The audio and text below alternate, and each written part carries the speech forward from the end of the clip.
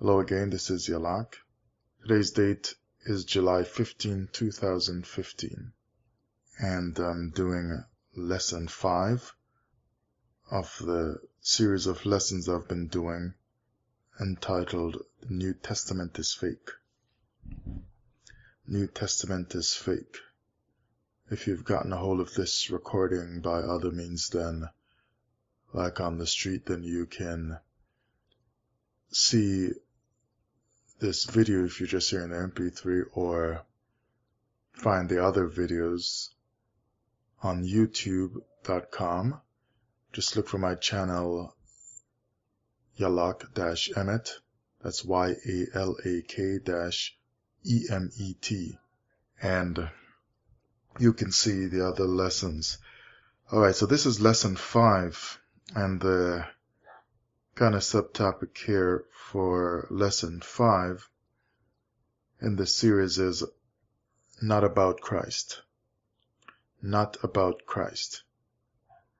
Alright, so not about Christ. I'm talking here about Isaiah chapter 42 verse 1, which I was reading today, and this chapter really caught my attention, and I just wanted to mention a couple of the verses, probably maybe 4 or 5 of the verses. Let's read Isaiah chapter 42 verse 1.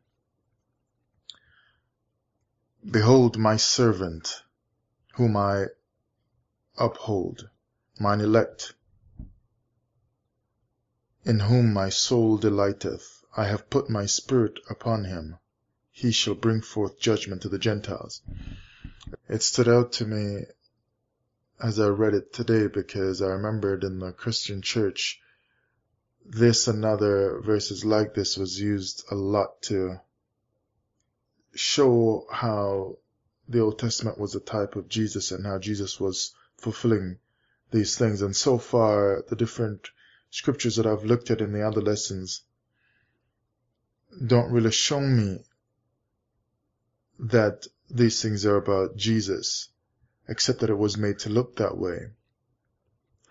Understand that from as a child coming on up in the Christian church, I was taught these things about Jesus, the Son of God, and so there was nothing else that I thought except what I was taught. See, if you are taught the thing, then it becomes normal to you. When they took our people,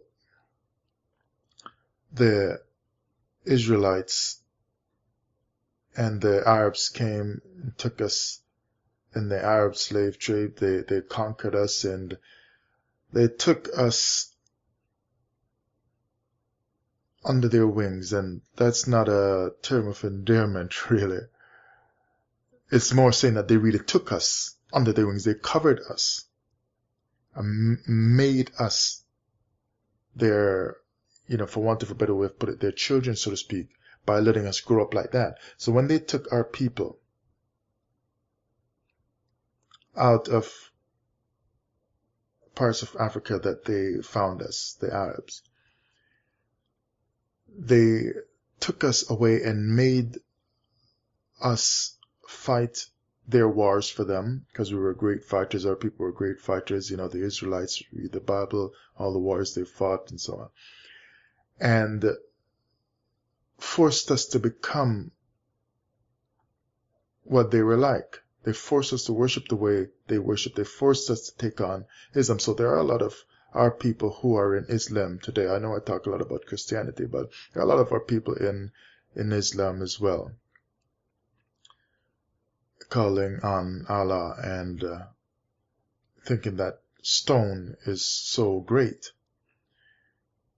But the truth is, we were just stolen and taken away from the truth, ourselves having deserted the truth long ago, which is why we ended up in punishment from the Most High anyway. But once they took us and they forced us to take on their religion, like happened to us in Christianity, we then grew up thinking something else. It's the same thing in Christianity here. If they teach you from you're a child going to Sunday school, when your parents used to send you to Sunday school with that new shoes on that you knew you were only going to wear to church and school, and you'd more wear to church and not school, just to keep it new longer. But it's just what you're taught, and you live like that. Whatever they teach you Sunday school, and as you grow up, what you learn in the youth class and in the Sunday service in general. So you don't know anything else. You don't think anything else. But the Most High did say he would wake up his people, right? See, they wrote this New Testament, which I'm showing is fake. But I remember the Most High said in Jeremiah chapter 8, verse 8, the pen of the scribes is in vain. And so people are waking up more and more, even people who are not the Israelites, even people who don't like Christianity are not a part of it, as well as those who were in it and got up because they could see the deception in it. They've been pointing out for so long that there's something wrong with the New Testament, that it's a fake, it's a lie, or something like that, they would say. And while I was in the Christian church, I ignored all these things. Right? Although I never really sat and listened to any teachings or read any books or so on the matter, I just might have heard just a one sentence, or I would be looking through a magazine and or some website page and just see the topic and just, I just ignored. I wouldn't bother to read it. So now looking into it on my own, I can see the details of it. I can see why these people were saying this stuff, because there is some fishy about it, right? But now I can see for myself that there really is a problem with the New Testament and with the Jesus, the Son of God, the Messiah that's in the New Testament. And you take a verse like this, Isaiah 42 verse 1. When you break down some of the things in it, you begin to see that there are some things that they never explained in church. Why? Because it was difficult. Some things they explained, other things they just left alone, and you were just told us the truth. And even some of the explanations I can see now don't really add up to the scriptures when I break it down, right? So, he says, behold my servant, right? And we're told that the servant was Christ, the suffering servant. He's the Messiah who came, right? He's a servant of the Lord. That's what we're told. But I'm seeing now that that is not about Christ. Because, I can more see how Israel fits this servant. Alright. If we look here in, let me see, is that chapter 41. Go back one chapter to Isaiah chapter 41 and verse 8. The Most High is here saying, but thou, Israel, art my servant. Right? Jacob, whom I have chosen, the seed of Abraham, my friend. Alright, so he's clearly showing there in that verse that he considers the children of Jacob to be his servant. So we're seeing that there is some other kind of understanding outside of Jesus being the servant that you probably never thought, and I certainly didn't think sitting in the Christian church as a small boy. Now I'm seeing something else other than what they taught me, and I'm seeing it in the Bible. Once this came to me, I didn't go looking stuff up online or reading some other book. It's just straight scripture, and without doing any extra gymnastics with extra books and so on. I can just read the Bible and see someone else fitting there, Israel, not Jesus. Alright, and let's also look at Isaiah, still in the book of Isaiah, 45 and verse 4. For Jacob my servant's sake, and Israel mine elect, I have even, called thee by thy name. I have surnamed thee, though thou hast not known me. Here again he's saying Jacob, he's identifying Jacob as his servant. You want to read these scriptures, take a look at them for yourself. And then you can see that other than what they gave you, there are other explanations to these verses that actually make more sense and fit more without you having to do a lot of stretching of the New Testament to make it fit properly with the Old Testament.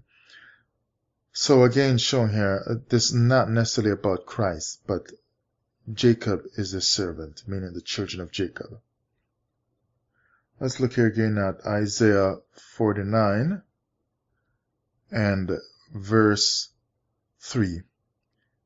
And said unto me, Thou art my servant, O Israel, in whom I will be glorified. He's saying he's going to be glorified in his servant who is Israel, again the children of Jacob, right? But verses like this was used in the Christian church to say he's going to be glorified in his son, Jesus. No, his son is Israel. Son, children of Israel. Get that? See that? The children, those are his children. Right, so now let's run back to 42 and verse 1 again. If we go down to the last part of Isaiah 42:1, he's saying he's going to put his spirit on him, and he shall bring forth judgment to the Gentiles. Again, here we were taught that the judgment is coming through Christ, and he's going to judge the world and so on. But it seems here like there's again some other explanation, because it's more saying that he's going to bring forth his judgment through his servant, who we just showed is Jacob, the children of Jacob, or Israel. Right? He's going to bring forth his judgment through them, through the nation of Israel. Alright, let's look at this judgment now from from book of Micah chapter 4 and verse 2. And you can find this verse as well in, I think, Isaiah chapter 2 and I think verse 3. But I'm going to read it from Micah chapter 4. And many nations shall come and say, Come and let us go up to the mountain of the Most High, and to the house of the God of Jacob, and he will teach us of his ways, and we will walk in his paths. For the law shall go forth of Zion, and the word of the Most High from Jerusalem. The word of the Most High from Jerusalem. You see that? If we go back to Isaiah 42 verse 1, he shall bring forth judgment to the Gentiles. That's it. Micah 4 verse 2 is telling you many nations are going to be, seeking after the Most High. That's the judgment coming to the Gentiles. It's from the word, his word that Jacob's going to bring, right? For the law is going to go forth from Jerusalem, right? When Israel is planted again in their own land, when the Most High clears everything up, when he gathers us again, right? And so his word, which brings judgment, is going to go forth from Zion to the Gentiles, or his law is going to go forth from Zion, from Jerusalem, to the Gentiles throughout the whole world. That's what that's saying right there. That's the proper understanding of this, right? Go forth to the Gentiles. So it's Israel that's going to be taking the law around the world, to the Gentiles, to the nations of the earth. Not Jesus is going to be no light to the Gentiles.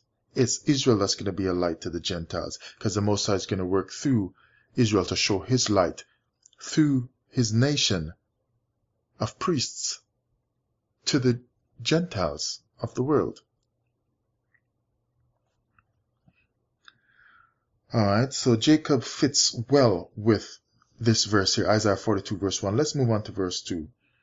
To verse 5. We'll skip a few, we'll go down to verse 5.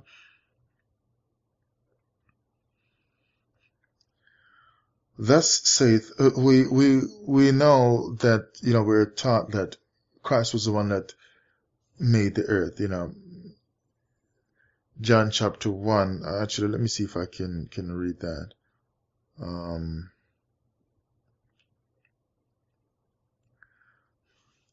New Testament. Let's run over there. New Testament. John chapter 1. There are other verses like this, but we'll take John chapter 1 verse 1. It's the normal teaching in the Christian church. In the beginning was the Word, and the Word was with God, and the Word was God. The same was in the beginning with God. So they're saying that the word is Christ, right? All things were made by him, and without him was not anything made that was made. So this is a normal teaching in the Christian church, that the word was God and word was Christ. In the end, it boils down to that. That's what they taught. And so they're saying Christ actually made the world, or the Son made the world. Not true. You probably won't read that scripture right here. But, we know the Most High himself said he made the earth, right? He made everything himself. Now, if there's two of them up there, why didn't he say me and my son did it?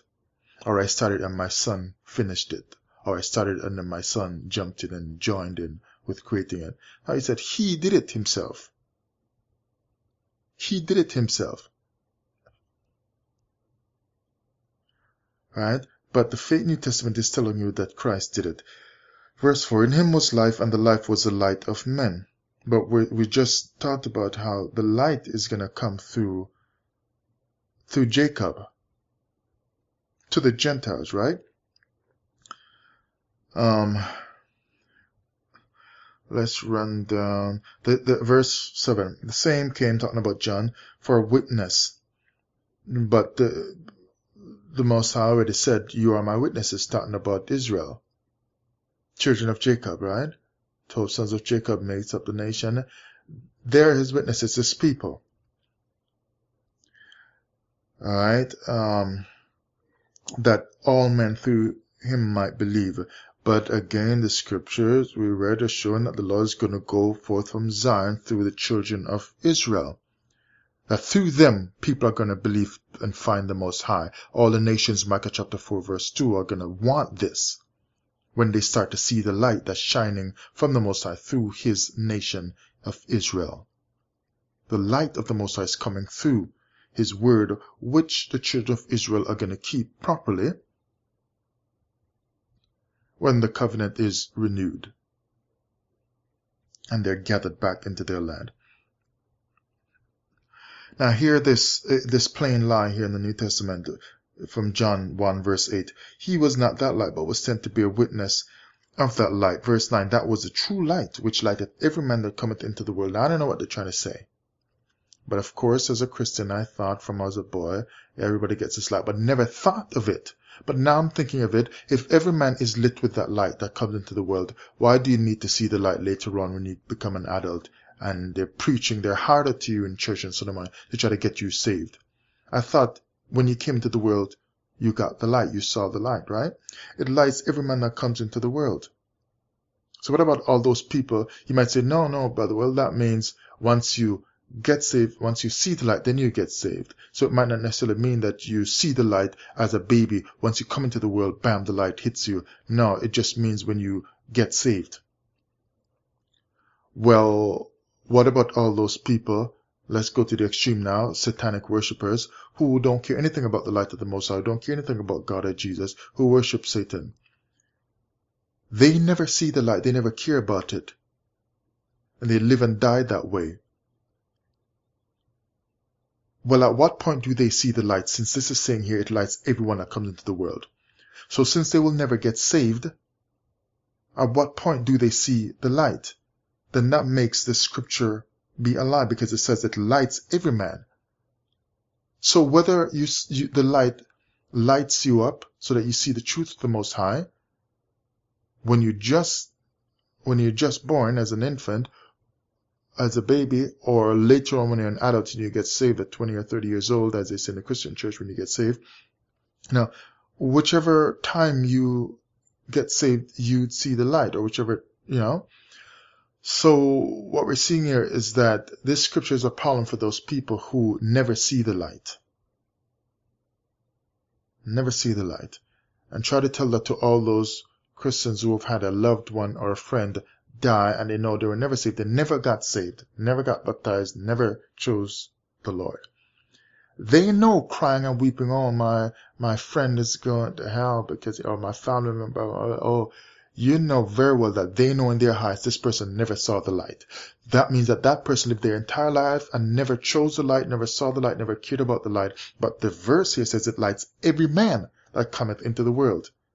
That is not true. It should have at least then say it's available to light everyone. that comes into the world. Or it lights everyone who comes into the world who chooses to follow the Lord, or something like that. Alright, let's go down some more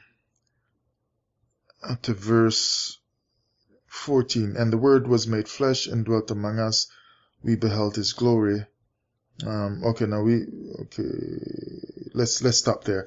So we see that, there seems to be some kind of a problem there as we're gonna go on with verse 5, right? Because what I read that for is gonna be dealt with here in Isaiah 42 and verse 5, because that there says that the Word was with God and so on, and nothing was made without him, boiling down to the Son of God, the Jesus, that because he was the Word and he was God, nothing was made without him, Jesus. But Isaiah 42 verse 5 is actually showing that the Most High made the earth, not his Son. Now, what kind of problem would the Most High have when he is always clear in his word? Why would he have a problem so many times saying he did this, he did that, he did this, he did that, and without making it clear that he's talking about his Son did this and his Son did that? Everything it seems that the Son did, it just seems to be a problem. Verse 5 of Isaiah 42, thus saith the Most High Power, he that created the heavens and stretched them out. See that? He created the heavens. He. And if you look at the word that they're using there for the Lord, it's saying it's Jehovah, which we know that's not his name. But that's what they're saying here, right? So they're saying the Creator, the Most High, he created the heavens. But John chapter 1 in the New Testament is telling you that basically Jesus did it. That he created everything, because without him was not anything made that was made. So common sense will make you look at the stuff and see it. You see, the only time the Israelites in the Old Testament had misunderstanding about the scriptures and went astray and started worshipping according to other things that their fathers did not teach and that the Most High did not say, was when they started to mingle and dabble and take part in the cults and religions of the nations around them, the heathen nations. Where did you read their forefathers talking about Jesus and calling on some other name, Jesus? Did Jeremiah call on Jesus? Was Isaiah praying to Jesus? Did Elijah call on Jesus? Was Jacob, the father of the 12 sons of Israel, calling on Jesus so that Jesus would help him to dig a well and to keep a well when the Philistines kept taking his well? Now these guys didn't call on Jesus. You see what I'm saying? But if somebody tells you that there is a New Testament, then you believe, okay, Jesus, yeah. You see, the whole earth can be deceived by what Satan does, because he is very crafty and he just does it like that. He mesmerizes the whole world. He deceives the whole world. And if you think but there are so many people who believe in Jesus. How can the New Testament be wrong? How can Jesus be wrong? How can the New Testament be wrong? There's so many people in the world that believe in Jesus and believe this New Testament story. It must be right. Because you're saying if there was only one or two people that believed in Jesus as being the Son of God, then okay, I can see maybe you're saying, okay, maybe New Testament is fake and maybe Jesus is fake as well. Because there's only the Creator, the one we call the Father. But you're saying because there's so many people, about 2 billion people who believe in Jesus and who call on Jesus and whatever, and there are so many Christians or whatever, and so many, then no, it can't be fake. Hold up. I'm going to show you that 100% of the world was already deceived by Satan. So when you're telling me that because there's so many people who believe in Jesus in the New Testament, even the Israelites today coming back to the Most High believing in Jesus, even though they call him sometimes by English name or sometimes by Hebrew name, even they themselves. I'm going to show you right here, right now, in a no nonsense kind of way, that the entire earth was already deceived by Satan and walked away from the Most High. Let's find that. We'll come back to Isaiah 42 verse 5. Okay. We all know the story, the Garden of Eden. According to what we read here, there was only 2 people in the garden. He made the man Adam, then he made a woman afterwards. 2 people there, and he gave his instructions to Adam. Serpent came representing the tempter, and in chapter 3, it starts with saying the serpent was more subtle and so on. He beguiled the woman. So the woman was taken down. She turned her back on what the Most High had given as instruction. So half the world's gone right there from the Most High. Half the world's gone. It's just the man, her husband, left. That's on the side of the Most High. But, right?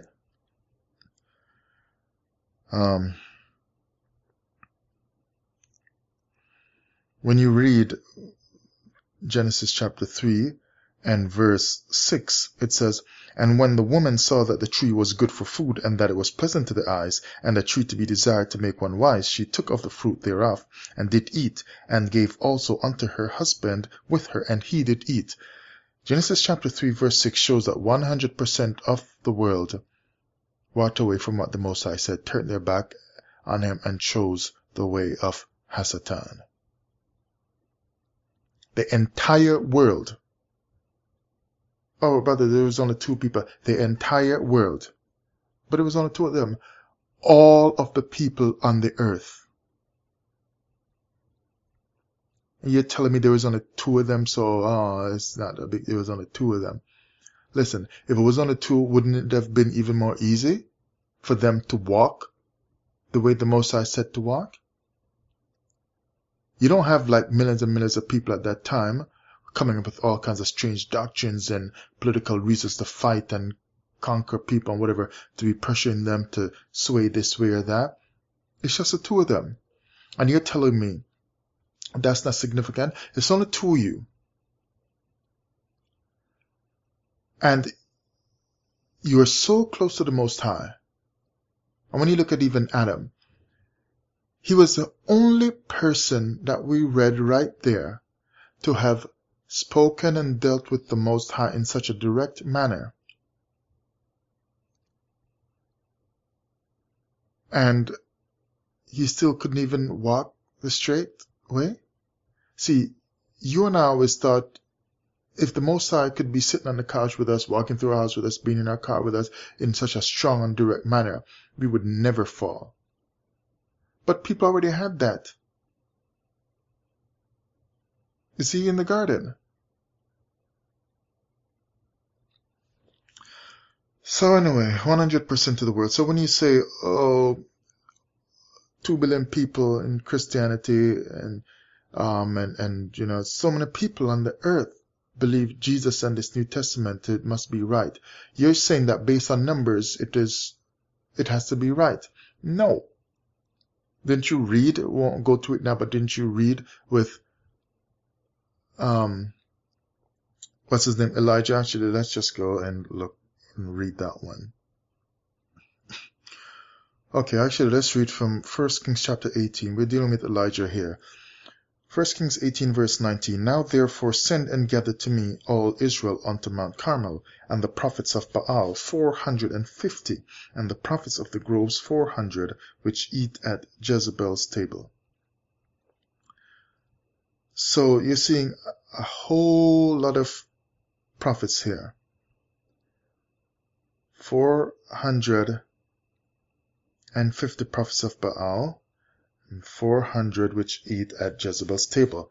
So you're dealing with a lot of them right now. So, okay, story goes on. They came to Mount Carmel. In verse 21, Elijah came unto all the people and said, How long halt between two opinions? If Baal, if the Most High be God, follow him. If Baal, then follow him. And the people answered him not a word. So as the story goes on, they offered their sacrifice. Okay, that wasn't working out for them. And Elijah poured extra water in his. And we know that the Most High answered with fire. Fire came down and consumed the sacrifice, right? Alright, and that's in verse 38. Then the fire of the Most High fell and consumed the burnt sacrifice and the wood and the stones and the dust, and licked up the water that was in the trench. When all the people saw it, they fell on their faces and said, The Most High, He is the power of Israel, and so on. Then in verse 40, he says, Take the prophets of Baal, don't let them escape, and so on. They slaughtered the prophets. So what we're seeing here is that you can't necessarily go by numbers, because like I said, 100% of the people on the earth that we saw in the garden fell and turned away from the Most High. Now we're seeing hundreds of prophets here. And they're fake, they're false, and they're leading the whole nation of Israel astray. Hundreds. But only one man, Elijah, stood up against them. Alright? So if you go by numbers, then you would choose the prophets of Baal, the prophets of Jezebel. You can't go by numbers to say 2 billion people in Christianity believe in Jesus and believe and use this New Testament, so it must be right. No. No, if only a few people are saying something's wrong in the New Testament, take a look at it again. Take a look at it again. Right? Okay, alright, let's run back to Isaiah 45 and verse 5. So the Most High created the heavens, it said. But we're told, like John chapter 1, in the New Testament, that it's Jesus, the Son, who did it. But the Most High is saying He did it Himself. And continue reading, and stretch them out. He that spread forth the earth, and that which cometh out of it, that giveth breath. It wasn't Jesus who gave breath. The Most High blew breath into Adam in the book of Genesis, right? He, the Most High, did it unto the people. So they're robbing the Most High of His praise. They're robbing Him of all that He did and giving it to this New Testament impostor Jesus. Right? So He giveth breath unto the people upon it, and spirit, right, to them that walk therein. So we have to get our thinking correct when we look at the Bible. You can't take a look at these scriptures anymore through New Testament understanding. Right? Your pastors, if you mention it to them, they're going to be quick to say, oh, no. And they'll just tell you the same old stuff. And you know what happens when you believe them. They say, no, don't believe that. That's false teaching, they're heretic, and so on. And 20 years later, you're still sitting in that church. You're following along with their church lying doctrines. But you know in your heart there is always a question you never had answered. You never had answered. Because they never answered it for you. Whatever they said to you, it's gnawing at you. You know something was wrong with the explanation they gave in light of these things that are being shown here. Alright, third point now. Let's look at verse 6. Alright. To the Gentiles. They're talking about the Gentiles, right? This is not about Christ. Verse 6 here from Isaiah 42. I, the Most High, have called thee in righteousness. And they're saying, yeah, this was Christ. But I'm saying no. And will hold thine hand and will keep thee and give thee for a covenant of the people, for a light of the Gentiles. Remember I read already Micah chapter 4 verse 2, which is the same as in Isaiah chapter 2 verse 3. Israel is the light unto the Gentiles. He's going to use Israel to be that light to show them the way, because Israel has been keeping the commandments. So who better to shed light on the commandments on the way of the Most High than the people who know the commandments? That's the light. They're teaching you the law will go forth from Zion. They're teaching you and shedding light on, so that you can see it. So I don't find that this here is about Christ either in Isaiah 42 verse 6. Let's look at Isaiah 49. We read already verse 3, but we'll just run that quickly again and read an additional verse as well. Isaiah 49 verse 3. And said unto me, Thou art my servant, O Israel, in whom I will be glorified. And let's look also at verse 6. And he said, It is a light thing that thou shouldest be my servant. Again, that's Israel, because he's talking about Israel, to raise up the tribes of Jacob. Right? And to restore the preserved of Israel.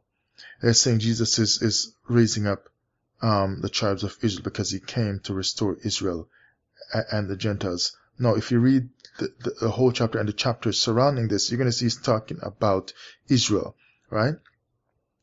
So Israel is turning. You see how Israel is teaching Israel today? It was Israel that was teaching Israel back in the day. Who do you think Isaiah was? He was a prophet of Israel. He was speaking. The prophets were speaking unto the nation. They were raising themselves up. Israel was directing Israel by what the Most High was teaching and speaking and putting in the prophets. Right? To restore the preserved of Israel, I will also give thee for a light to the Gentiles. See, since as you read this chapter and the chapter surrounding it, like I mentioned, he's talking about Israel, right? And he's saying basically, I will also give thee my servant Israel, as you read that the servant was Israel up a couple verses above, verse 3. So basically saying, I will give thee my servant Israel for a light to the Gentiles, that thou mayest be my salvation unto the end of the earth. Now, you see the problem here is that you're seeing here that there's some other explanation, right? It's not no Jesus. That's just deception right there. But a light to the Gentiles. And we've been taught in church to say that Jesus is my salvation. Jesus is my Savior. Jesus is my salvation. But the scriptures are showing here that his servant Israel is the light unto the Gentiles, and that they may be his salvation unto the end of the earth. His salvation unto the Gentiles. We are going to be the salvation of the Most High unto the Gentiles, because we are going to present the way to be saved to the Gentiles by teaching them the commandments of the Most High. When the law, we take the law and let the law go forth from Jerusalem. You see that? This is not about Christ. Not about Christ. But yeah, certainly we were taught in the Christian church coming up, Jesus is my salvation. And it was a song. Well, there's probably many songs that said it, but I remember a song like that, it says, Jesus is my Savior, Jesus is my Savior, something like that. Jesus is my Savior, Jesus is my salvation. But no, it's Israel that is the salvation to the world. The Most High is going to present his nation, Israel, a nation of priests, right? And they told you in the New Testament that the Christians are the royal nation, the holy priesthood, royal nation. No, it's Israel who is the priest. A nation of priests unto the Gentiles, unto the world.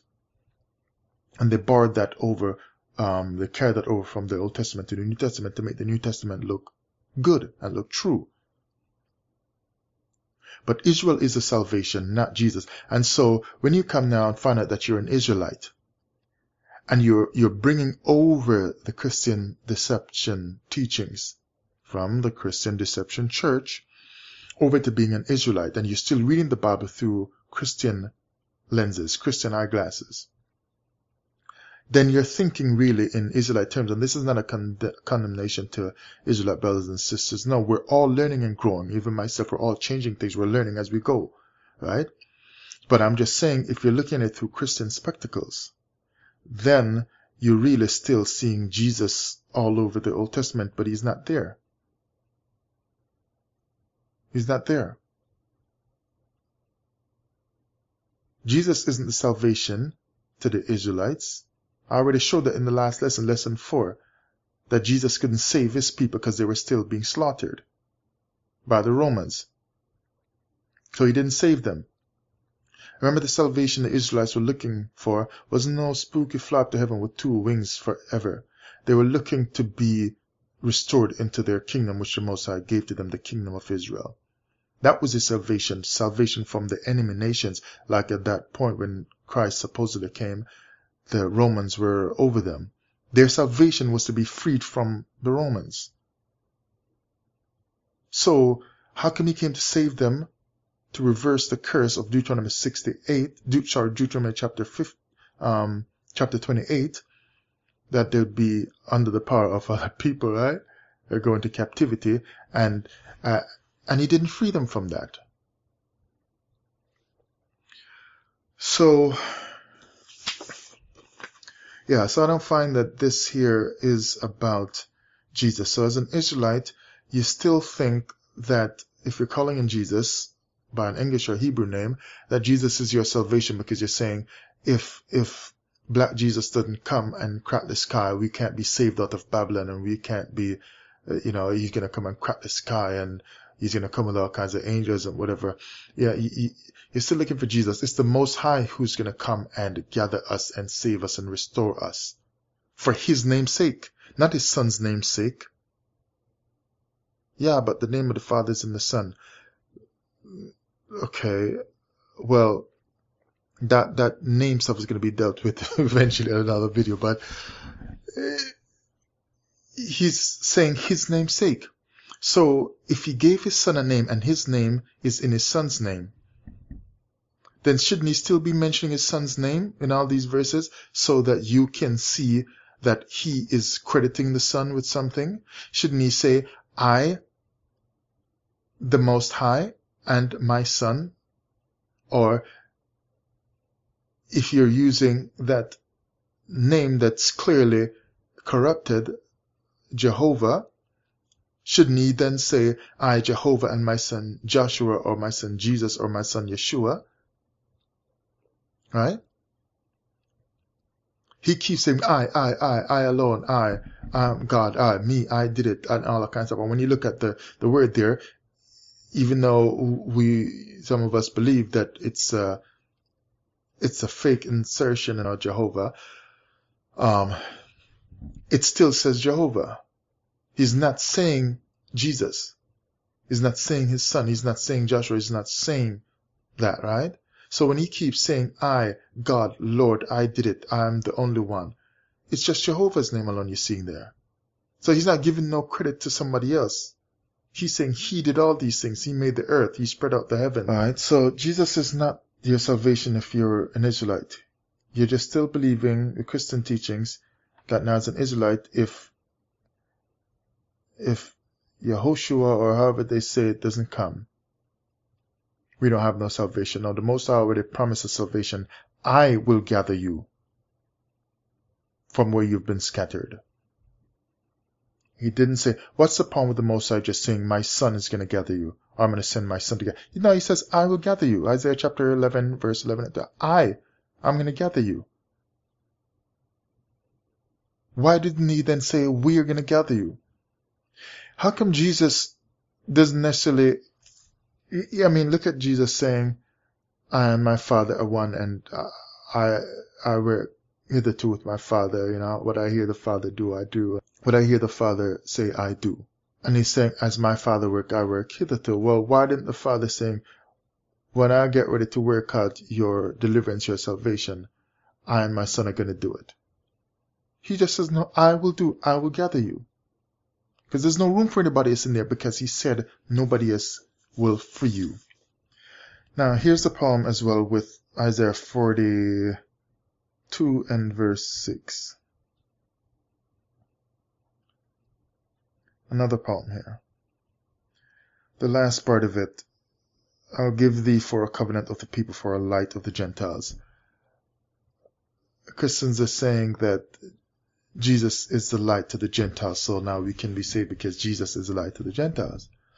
But you notice that while the Christians trick us with that thinking and that teaching, that after you get comfortable believing them and you're sitting in their church for years, then they set up Jews for Jesus so that they'll be the light to the Jews?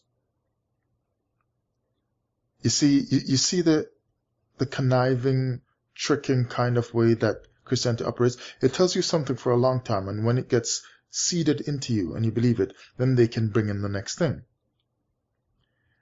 How can the Christians be a light to the Jews? Because I'm saying here, the light to the Gentiles, the light is the Most High's light, yeah, but it's shining it through his people Israel, through his nation Israel. So in that sense then, it's like Israel's going to become the light to the Gentiles, because through them, the Gentiles are going to see the Most High's light that is shining through them. But the Christians now are saying that the Gentiles who have become Christians, are the light, and they're going to shine the light and take the light to the Jews. Now they believe the Jews over in Israel are the real Jews. Not true, but that's for another video. Look at my other videos. So now, instead of the law like Micah 4 verse 2 going forth from Jerusalem and Israel being the light to the Gentiles, now the Christians have spun stuff with their fake teaching of a fake Messiah, of a fake Son of God, of a fake Jesus, and a fake New Testament, spun it around to say that there's the Son of God, like God has some family up in heaven. The Son of God that they've made to be their God is the light to them, the Gentiles, and now, after you give them some time, now they themselves, the Gentiles, who are now Christians, become the light to who they say the Jews are. So they say, oh, the Jews are Israel. We're going to take the light to them. When the Bible here clearly shows that Israel is the light. So now how come Christians now become the light and are taking the light to the Jews? You see how they've spun it? When the Most High said he will not cast away his people forever, they are going to be the holy nation, royal priesthood, the nation of priests of the earth, but Christians now take a message to them. How can you convert a priest, the nation of priests, with Jews for Jesus? What you're saying is that you have usurped the people who the Most High set up. You are now the light. And Israel is so dominant in darkness that the Gentiles become Christians and have the light of the Most High, and they're going to convert Jews, because only they now, as Christians, have the light. Now it's their job to take the light to the people that God set up and put his light in. That's some serious problems here. Luke chapter 2.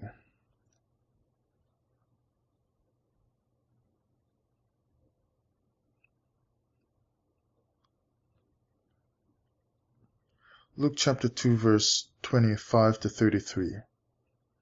Talking about Simeon. And behold, there was a man in Jerusalem whose name was Simeon, and the same man was just and devout, waiting for the consolation of Israel, and the Holy Ghost was upon him. And was revealed unto him by the Holy Ghost that he should not see death before he had seen the Lord's Christ. And he came by the Spirit into the temple, and when his parents brought in the child Jesus to do for him after the custom of the law, then took he him up in his arms, and blessed God, and said, Lord, now lettest thou thy servant depart in peace according to thy word, for mine eyes have seen thy salvation. Again, they're trying to let you think in the New Testament that this Jesus is the salvation of the Most High, which thou hast prepared before the face of all people, a light to lighten the Gentiles. So again, they're saying that Jesus, this new baby Jesus, is a light to the Gentiles. But we just showed from Isaiah the prophet that the light unto the Gentiles is the nation of Israel, that the Most High is shining his light through, right? A light to lighten the Gentiles and the glory of thy people Israel. So you see how they're easing in themselves to be on par now with Israel, with his people Israel. They've gotten light from Jesus, so now the nation of Israel can't have anything over them.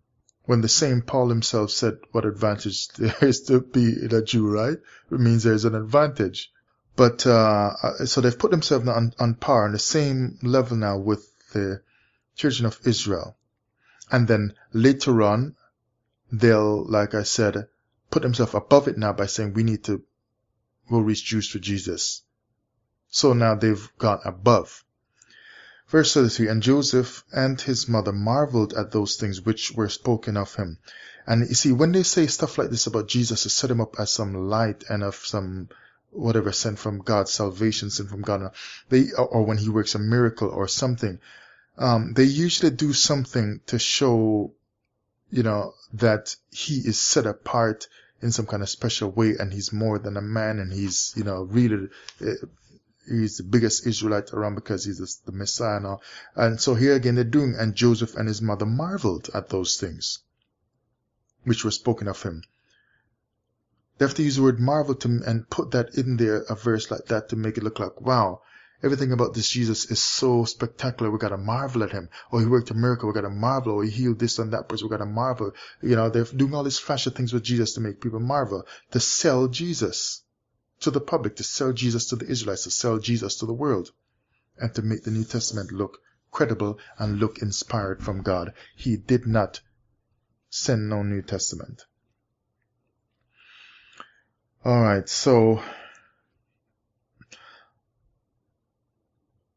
it's showing here that in Luke chapter 2 that Jesus is the light, but like we examined in Isaiah chapter 42, the light to the Gentiles is Israel, because he was talking about the nation of Israel, or Jacob, being the light unto the Gentiles, not Jesus. It's not about Christ. The last point here from verse 7, Isaiah 42 verse 7. To open the blind eyes, and to bring out the prisoners from the prison, and them that sit in darkness out of the prison house. Remember, they let Jesus use verses like this, right, in church all your life, that he's going to open the prison houses and let the oppressed go free. They're taking these verses, right? He's going to open blinded eyes and all kinds of stuff. No, Israel is going to open blinded eyes. Israel is who the Most High is going to use to open the blinded eyes. Like Micah 4:2 says, the nations are going to come seeking and looking, right? Coming to the nation of Israel to say, teach us about your God. And because their eyes are in darkness, then they're going to see the light when Israel teaches them the way, for the law will go forth from Jerusalem, right? And so if we look now, the prophet again, Isaiah, in Isaiah 8 verse 20, to the law and to the testimony, if they speak not according to this word, it is because there is no light in them. So again here, the prophet again is showing there's no light in them, no darkness, if they don't believe this, might I say, Old Testament teaching, Old Testament belief, Old Testament instruction, right? There's no light in them, which is why the Most High is going to shine his light through his nation of Israel, the children of Jacob. That's how they're going to see light, because there's no light in them. There's only darkness in them, right?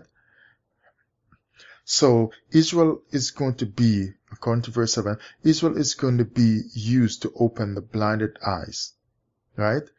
Israel is going to open the blinded eyes.